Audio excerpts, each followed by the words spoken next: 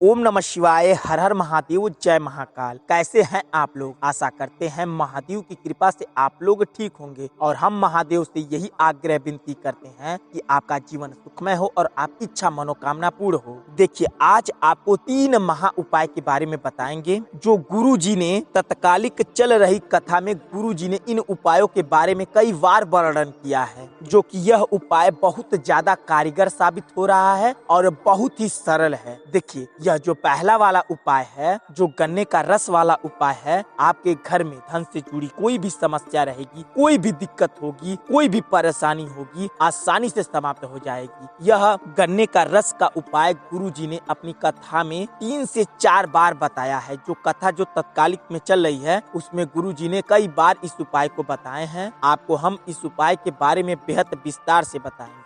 देखिए, इस उपाय को करने के लिए आपको क्या करना है, देखिए ध्यान से समझिए। आपको साफ सुथरा गन्ने का रस ले लेना है, कुछ भी नहीं करना है। आपको साफ सुथरा गन्ने का रस ले लेना है और सुबह सुबह नहा धोकर आप जब कभी भी पूजा पाठ करते हैं, आपको गन्ने का रस लेकर चले जाना है तुलसी माता जी के पास। तुलसी माता जी के पास जाकर आपको क्या करना है, गन्ने का रस आपको अपने दाहिने हाथ में थोड़ा थोड़ा गिराना है और 7 बार तुलसी माता जी के जड़ में डाल देना है। कैसे डालना है? आपको जब आपको अपने हाथ में गन्ने का रस जब ले लें तो अपना नाम गोत्र बोलकर डाल दें। ऐसे ही कम से कम आपको 7 बार करना है। अगर आपको विश्वास नहीं हो रहा है तो सुनिए, गुरु जी की खुद शास्त्र कहता है कि जिसके घर में संपदा की कमी हो, पैसा आ ही नहीं रहा हो, सब उलझ गया हो, बहुत टेंशन चल रहा हो, गन्ने का रस जानते हो? ईख का रस, गन्ने का रस तुलसी जी के क्यारे में हाथ में लेकर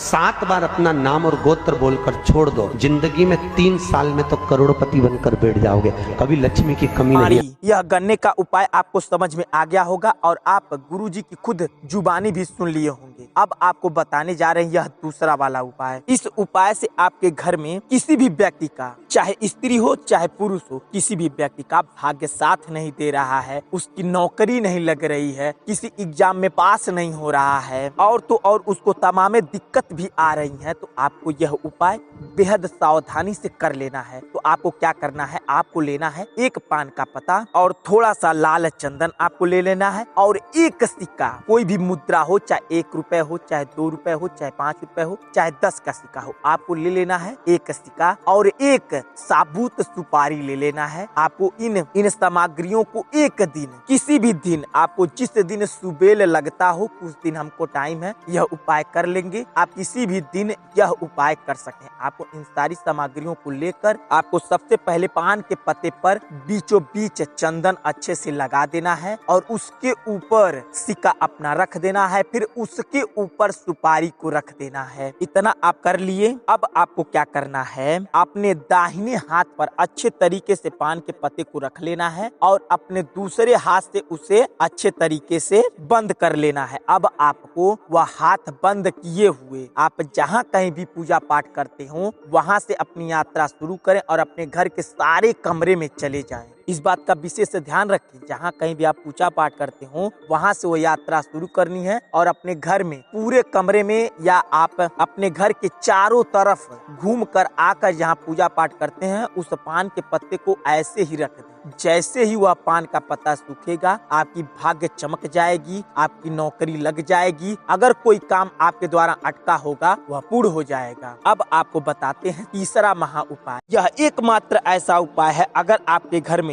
धन से जुड़ी कोई भी समस्या हो, कोई भी दिक्कत हो, आपके घर में धन आ ही नहीं रहा है, आ रहा है तो टिक ही नहीं रहा है, या आपके घर में किसी की नौकरी नहीं लग रही है, मतलब कि धन से जुड़ी कोई भी समस्या हो, कोई भी दिक्कत हो, आसानी से समाप्त हो जाता है। अगर आपके घर में और कोई भी दिक्कत हो, कोई भी परेशानी हो, चाहे आपके घर में कोई जादू टोना कर दिया हो या अगर आपके घर में बहुत ज्यादा कलेश चलता हो, तो भी इन सारी समस्याओं से आप छुटकारा पा सकते हैं। सिर्फ इस एकमात्र उपाय से बस आपको शिवलिंग पर शहद को विधि पूर्वक उनको चढ़ा देना है। कैसे चढ़ाना है चलिए विस्तार से आपको बताते हैं। पहले आपको ले लेना है शहद और 1 लोटा जल। इस बात का विशेष ध्यान रखें, जो लोटे का जल लें आप वो आपके घर का ही होना चाहिए। ये नहीं कि रास्ते में कहीं भी जाएं वहाँ पर भर लें, नहीं, आपको अपने घर का 1 लोटा जल लेना है और उस जल में अगर आप अपने घर पर गंगा जल रखे हैं तो उस जल में थोड़ा सा गंगा जल मिला लेना है। बस आपको यह थोड़ा सा शहद लेना है और यह थोड़ा सा आपको चावल ले लेना है। इस बात का विशेष ध्यान रखें, जो चावल आप लें वो आपके घर का होना चाहिए और आपके घर में किसी की नौकरी नहीं लग रही है तो उन्हीं के हाथ से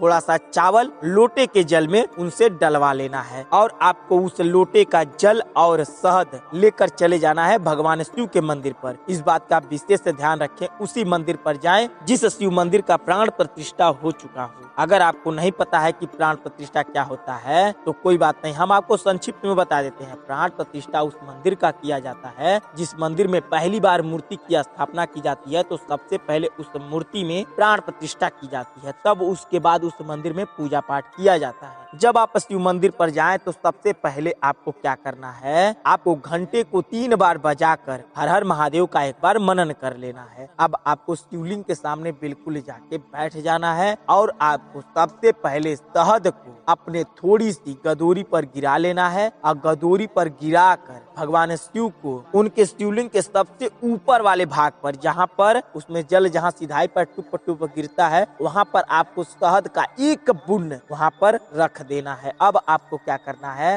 शहद से आपको शिवलिंग पर ओम बनाना है। इस बात का विशेष ध्यान रखें, आपको शहद उनको चढ़ाना नहीं है, आपको शहद से शिवलिंग पर ओम बनाना है। कैसे ओम बनाना है इस बात पर विशेष ध्यान रखें। आपको अपने अंगुली पर शहद लगा लेना है और शिवलिंग पर पूरा ओम बना देना है। देखिए, आप जब अंगुली पर शहद लगाएं तो शिवलिंग पर पूरा ओम बना दे एक ही बार लगाने पर। ऐसा नहीं करना है कि आप अंगुली पर थोड़ा सा शहद लगाएं और आधा ओम बनाए, फिर उसके बाद अंगुली पर शहद लगाएं फिर आधा ओम बनाए। नहीं, आपको एक बार अंगुली पर शहद लगाने के बाद आपको पूरा ओम बना देना है और कम से कम आपको 11 बार ओम बनाना है। जब आप 11 बार शिवलिंग पर ओम बना लें तो उसके बाद अंत में लोटे का जल लें, भगवान शिव पर लोटे का जल पतली धार से गिराएं और आपको जब तक लोटे का जल गिरे तो आप श्री शिवाय नमस्तुभ्यम का जाप करना है। और कब तक जाप करना है, जब तक लोटे का जल पूरा गिर ना जाए। उसके बाद जैसे ही लोटे का जल पूरा खत्म हो जाए, आपको जलधारी के बिल्कुल सीधाई पर अपना वही लोटा लगा देना है। उस लोटे में उस जल का जो जल शिवलिंग पर गिराए हैं, जलधारी के माध्यम से आपके लोटे में 1-2 बूंद जरूर आ जाए। अब आपको उस लोटे का जल लेकर अपने घर पर चले आना है और उस लोटे के जल में थोड़ा सा और जल मिलाकर अपने पूरे घर में ओम नमः शिवाय का जाप करते हुए छिड़काव कर देना है। ऐसा करने से आपके घर में कोई भी दिक्कत होगी, कोई भी परेशानी होगी, आसानी से चली जाएगी और आपके घर में सुख समृद्धि धन की